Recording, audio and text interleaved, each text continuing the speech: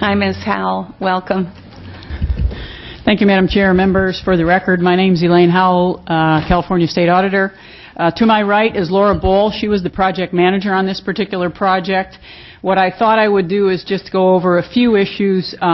First of all, kind of step back for a second. We issued our first audit report on high-speed rail back in 2010. With regard to a variety of issues, certainly looking at a business plan that's a dated plan now, plan that they published back in 2009. We had some issues related to that plan. Let's not belabor that today.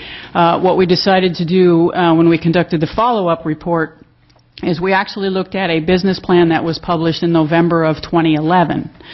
We all are well aware there's another business plan that has been published recently.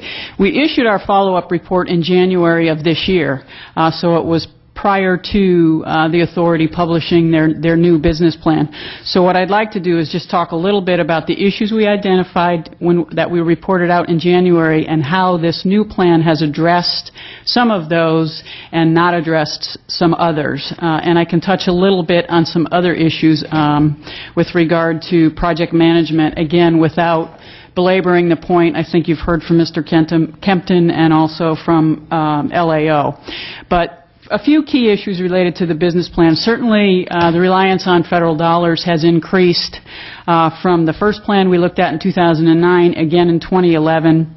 The reliance on federal money in the most recent plan has reduced, but it's still significant. It's still upwards of 55–60% of the funding would be federal dollars, and certainly I think the authority has acknowledged, and all of us realize that that may or may not materialize.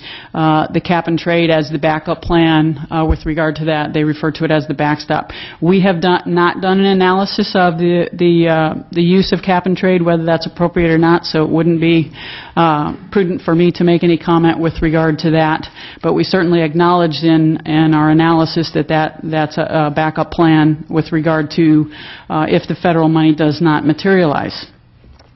The other issue, couple other issues that we talked about, with the plan we looked at in November of 2011 did not disclose operation and maintenance costs, which we estimated would be about, for 2025 to 2060, would be about $96 billion, significant amount of money.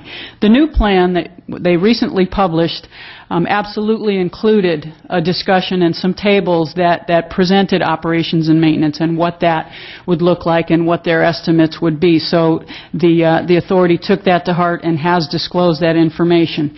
Do we think it's as transparent as it could be? Not necessarily, but it absolutely is in the plan, and I wanted to make sure we acknowledge that. With regard to disclosure of some other information with respect to private sector investment, one of the things that we pointed out in our January report, and we still don't see in the current business plan, is a disclosure of how much funding the state of California actually will receive with regard to net operating profits. There's about a 2-year window, 2022, 2023, where the state of California will benefit from the net operating profits, and in fact some of that is going to be used for operations and maintenance. However, what we aren't seeing disclosed in this current plan, and we didn't see in the prior plan, the one we looked at back in November, is that between 2024 and 2060, in exchange for an investment in high-speed rail, the private sector, in all likelihood, will receive most, if not all, the net operating profits. So when we published our report in January, we were saying that at that time, the authority was thinking it would achieve about $11 billion in private sector investment. Projecting what the net operating profits would be over that window of 2024 to 2060, we're looking at $115 billion. So we really had some concerns with regard to that, particularly related to disclosure of that information. If that's a decision the state of California wants to make, that's fine, but let's make sure we're making an informed decision based on full disclosure. The current plan that we, again, took a brief look at, we still see that as a problem. We don't see that type of information being disclosed in the current business plan. The other area related to the business plan, as you all know, is ridership model. Ridership projections really are crucial to the success of the plan, and we looked at the ridership group. We think that the new business plan does have some revised ridership numbers that are more realistic. One of the concerns we did raise in our follow-up report, however, is the ridership group, the peer group, that the previous CEO actually hand-selected those individuals, so we had some concerns about the independence of that group. We think that that group should be created independently, much like Mr. Kempton's group was created by the legislature in statute. So we did have concerns with regard to that. But the group did raise some issues with respect to the ridership projections. They felt that for the short term, those projections seemed reasonable, but going over the longer term, they may be more questions with regard to that. And since the success of this program, the high-speed rail, really hinges on ridership, that's something that the authority really needs to pay particular attention to. Those were the key issues related to the business plan. With respect to project oversight, that has been a concern that we've raised in our first audit report we published in 2010. Those concerns we continue to have. Again, I think the authority has acknowledged much of this. Turnover has been a problem in leadership positions. I think we acknowledge in the audit report, and I think all of us have to be fair about the difficulty in trying to recruit, as Mr. Richards, I think, was very articulate in indicating it's difficult to recruit individuals from offering competitive salaries to expecting people to jump onto a program that, it's really questionable whether or not it's going to be able to move forward. I think they're doing everything they can with that from that perspective, but clearly key positions like a CEO, CFO, you lose your chief deputy. We identified risk management as an issue in our first report in 2010. We still don't have a risk manager on board. I have to acknowledge they did make an offer to an individual. It's my understanding that that person declined the position. Perhaps they're moving forward with either that person or someone else now, but risk management is clearly a key area that needs to be addressed. With regard to project oversight, program oversight, you've already heard from others. It's an issue we continue to have concerns about is the ratio. There's 25 contractors to each state employee. I mean, it's significantly manned with consultants. They're basically providing much of the resources and the support for this particular project. So the more we can move away from that, I think the better off the state of California is going to be.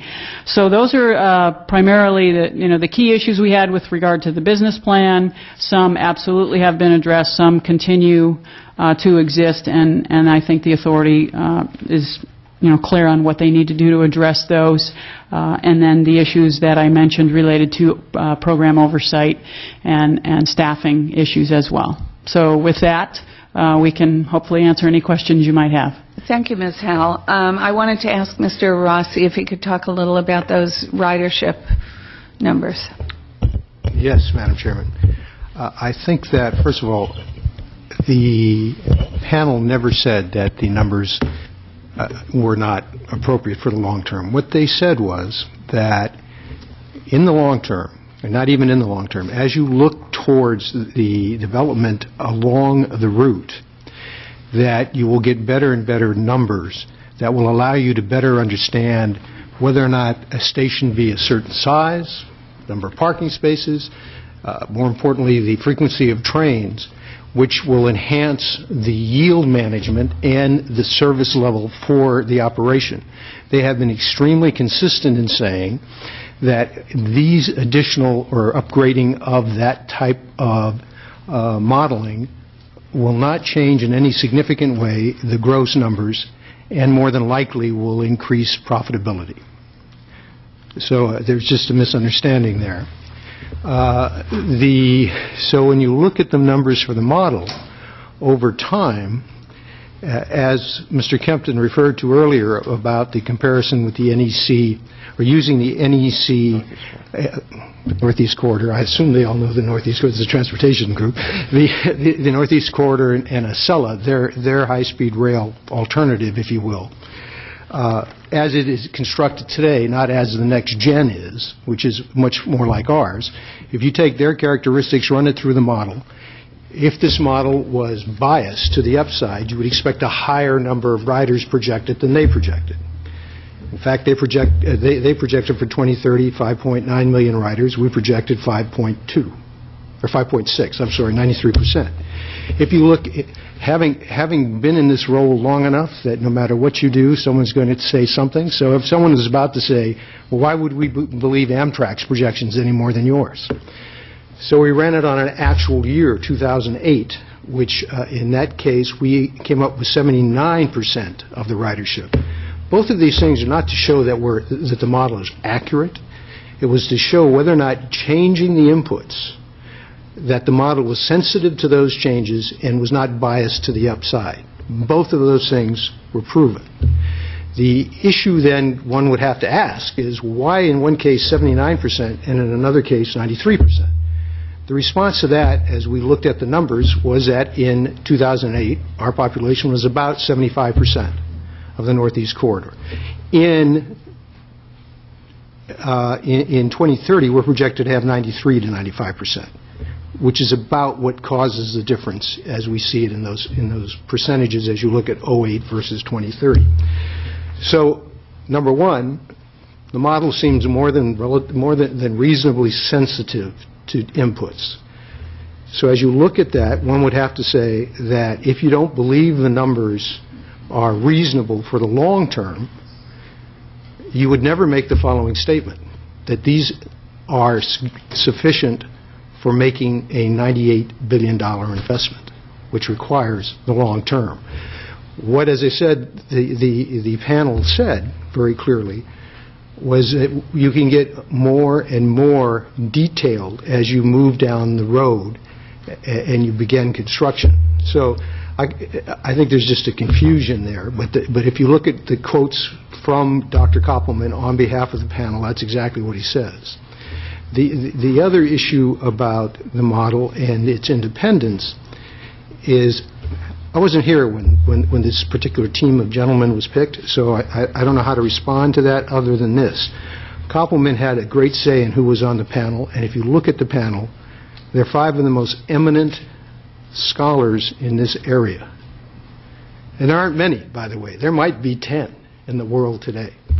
And so I'm not concerned about their independence. I'm particularly not concerned about their independence since we changed the reporting requirement to the CEO to the Board of Directors, directly to the chairman of the Audit Committee, which happens to be this guy wearing a green tie sitting in front of you, who does not take kindly to people who might try to do something that's untoward with the numbers. The fact is that I don't have any reason to believe there's a lack of independence. They report directly to the board.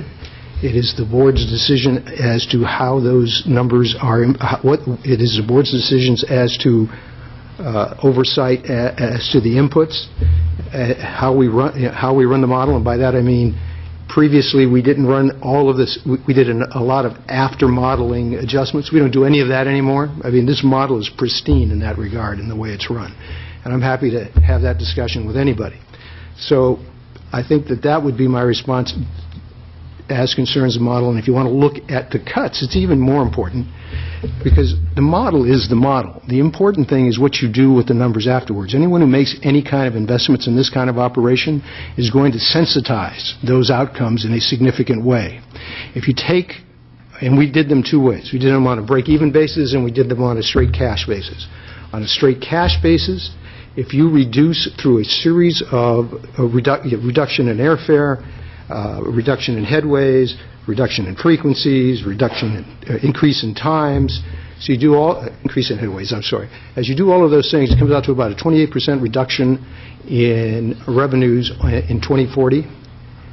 And then if you increase O&M by 30%, you still are making $30 million in a net operating on a cash flow basis, no subsidy. If you just do it straight against break even, you look at a 35% reduction in ridership and a 35% increase in operating and maintenance expenses. And in 2026, we are positive. I will tell you in 2022, in the first year of operation, there's an $11 million shortfall, which you can be made up any number of ways for managing your expenses. There's nothing about management in this exercise. And those numbers are available to anybody. I appreciate that response. You know, I think in some ways we're talking about apples and oranges because the numbers are one issue. How do we know that they're good estimates? You've run the numbers. You have some sort of algorithm, and it works. But the other side of that is that we have staffing issues that have existed for so long. And so how are we to have the confidence that we want that at the same time that there are numbers that may look positive, we have to have an organization that's run perfectly, where invoices get paid, where staff is hired, and so on. And those are sort of the two things that I'm hearing at the table. I would tell you, as Mr. Richards said earlier, we agree with Mr. Kempton. We agree with the LAO. We agree with the auditors. That is the question that keeps us up, all of us up at night, because as you work through the process of getting the model focused in the right direction, getting the O&M right, getting all of the numbers right, doesn't mean much if you can't execute. If I were making an investment or a loan on behalf of the bank, not a chance without the right management. We don't disagree with that. But I think within the next 2 weeks, we will have most of that resolved. I hope so. So do I. we all hope so. Ms. Howell? I'd just like to make a couple of statements. First of all, I in no way intended to disparage any of the members of this ridership review group. That was not the intent at all. The discussion we have in the audit report, I'm sure they're all, and as we assert in the report, they were selected from a group of experts, you know, worldwide experts, you know, known for their expertise in this particular area and having worked on projects in the past. That's not what our concern was. Our concern is you're trying to gain the public's trust. You're spending public dollars. You're making decisions with about billions of dollars that voters of the state of California agreed to essentially pay. So what our concern was related to how that process went about as far as selection of those individuals, to make sure that you could sit across the table from a member of the public and say we went through a very diligent process to select the top experts in the field, and we went through that process in a way that we can provide you, the public, with trust in how that happened. So that's the first thing. The second thing, with regard to the results and what this independent review group said, is what we are commenting on and actually quoting from in the audit report, and maybe it's a timing issue, is an actual report that this independent group put out. And what that report said, according to my audit report, is that there were some long-term concerns. Although the ridership review group determined that the model was suitable for use in the 2012 business plan, the group presented several long-term concerns, such as potential biases in the survey data used by Cambridge Systematics and how they developed the model.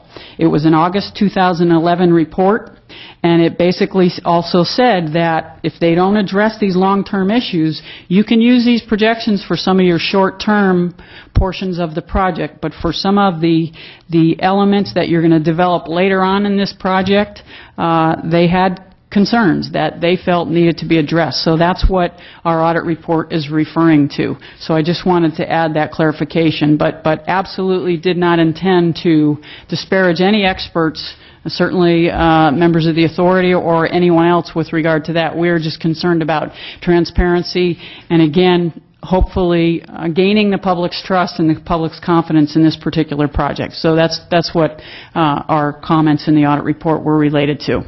That was in August, dated in August? Yeah. Thank you.